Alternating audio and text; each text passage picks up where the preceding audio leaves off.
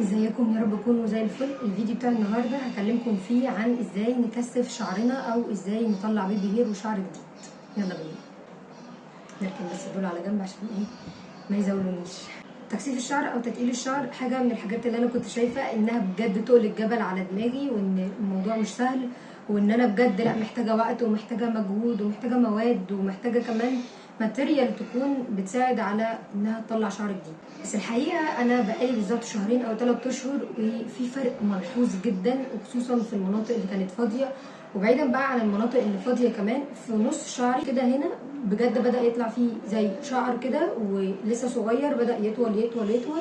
بكتشفه لما بعمل اي حاجه بقسم فيها شعري نصين. هسيب لكم بقى هنا شويه حاجات بتوين البيفور اند افتر ويلا بينا.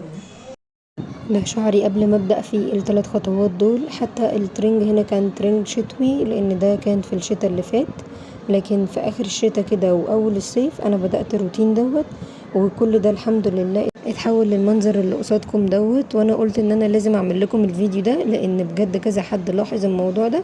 قلت لا واضح ان في فرق، فانا لازم اعمل فيديو. ودي صور بيفور اند افتر. خطوات ان انا اتقل شعري سهله وبسيطه وقليله ومش مكلفه. هحكي لكم على خطوه خطوه من اول ما بدات ان انا اهتم بشعري. اول حاجه عملتها وهي حمام الزيت. طبعا انتوا عارفين وطوب الارض عارف ان جاكلين بتعز حمام الزيت جدا، وان هو بجد حاجه ما ينفعش نستغنى عنها، وما ينفعش لو عايزين نطول او نتقل او ننعم او نعالج ما ينفعش ما نستخدمهاش. فطالما نوينا والنيه لله ان احنا هنعمل حاجه كويسه في شعرنا، اول خطوه لازم تيجي على بالكم حمام زيت من براند كويس، مش من العطار الا لو كان العطار موثوق فيه. وطريقه حمام الزيت ونجيب الزيوت وكل حاجه موجوده على القناه، فما تقلقوش مش هتتوهوا، والفيديوهات قصيره مش هتزهقوا. طب ليه حمام الزيت بالنسبه لي اهم خطوه؟ لان اصلا فروه الراس دايما ربنا خلقها انها تفرز ماده دهنيه اسمها الزهم الطبيعي. الماده دي هي اللي بتساعد الشعر ان هو يتقل يطول يترطب، تساعد الشعر ان هو يبقى كويس وهيلثي اصلا. فاحنا بنحاول ان احنا نزود الماده ديت عن طريق حمام الزيت الخارجي. وبعد البحوثات بقى والناس اللي بتكتشف ان مثلا زي جوز الهند لا قوامه خفيف، الروزماري بيساعد على نبات الشعر، بنجمع الزيوت ديت وبنختار امثل الزيوت اللي تساعدني انا ان انا اطول شعري، ان انا اكثف شعري. والحاجات اللي بتكثف هي تقريبا الحاجات اللي بتطول، لان الهيلثي عامه او ان الشعر يبقى هيلثي كل ده بيحصل فيه. هتلاقيه مره واحده بدا يطول، بدا يبقى غزير، بدا ينعم، فشكله حتى يبقى هيلثي. كل الخطوات دي بتيجي من خطوه ان انت تهتمي بيه صح، او ان هو اصلا يبقى هيلثي. فدي كده اول خطوه وهي خطوه حمام الزيت، ودي خطوه مهمه ما ينفعش نستغنى عنها اطلاقا، لازم نعملها. وعشان نلاحظ نتيجه هنبقى محتاجين على الاقل 3 شهور عشان نبدا نلاحظ طلوع بيبي هير جديد، او ان الشعر بدا يطول، او ان هو بدا اصلا يشبع من فكره الزيت. ولو جينا في مره يعني خسعنا كده او كسلنا ان احنا نعمل حمام الزيت، شعرنا ما يهش وما يجفش تاني. ان في منكم بيشتكي جاكلين انا لما بعمل حمام زيت بيبقى كويس، ولما بوقف او بنسى او بكسل اعمله بيبقى مش كويس.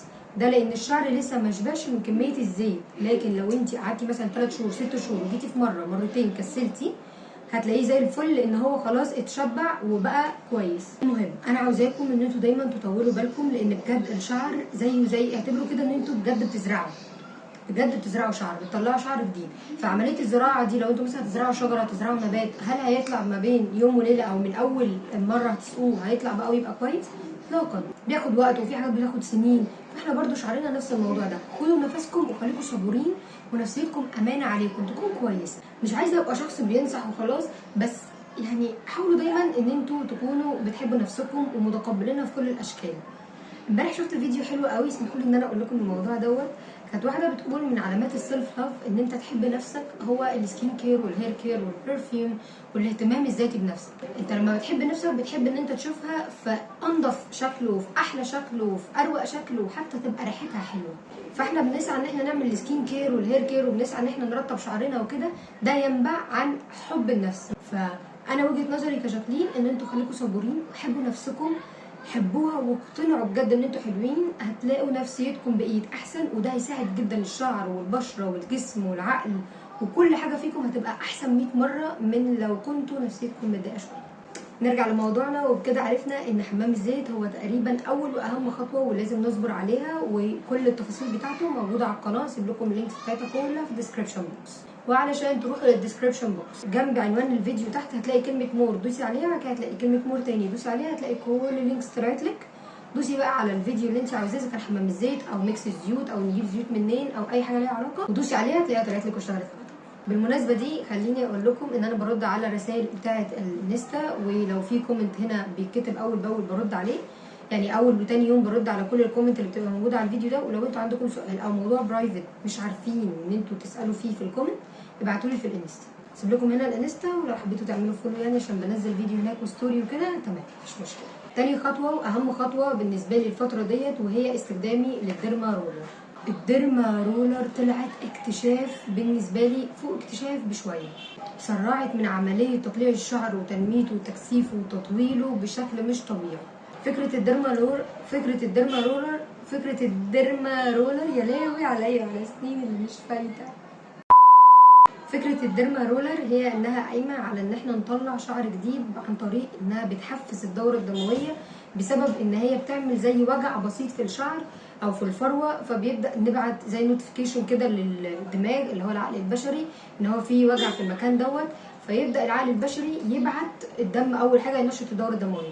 فاحنا بقى بنستغل دوت ونروح مثلا حاطين سبراي، والسبراي اللي انا استخدمته ما كانش جاهز، انا اللي عملته بس كان تحفه وسريع وخطير، والاكسباير بتاعته كبيره، على عكس السبراي بتاع الروزماري اللي الاكسباير بتاعته 10 ايام او اسبوع، والاكسباير دي اللي هي مده الصلاحيه. انا لما قعدت اجرب فتره طويله ان انا استخدم السبراي بتاع الروزماري ما كانش عندي اي تعليق عليه، هو كان حلو وكل حاجه، حسيت شويه انه بينشف لي الجذور وبيهيشها، فحسيت شويه ان كل ايداء ما بلحقش اخلص العبوه والاقي عدى عليها اسبوع الاكسباير ديت خلص.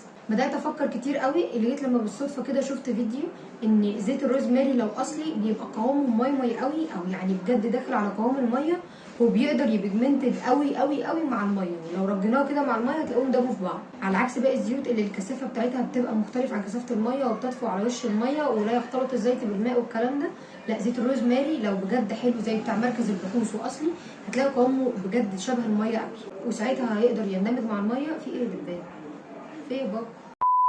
وزي ما قلت لكم اول ما الزيت بتاع الروزماري يختلط بالميه هيبقى سهل جدا الامتصاص على الفروه، فانا بعد ما بعمل بالديرما بحطه وبستخدمه بقى كل يوم، بركز قوي ان اليوم اللي بعد الديرما احطه مره بالليل.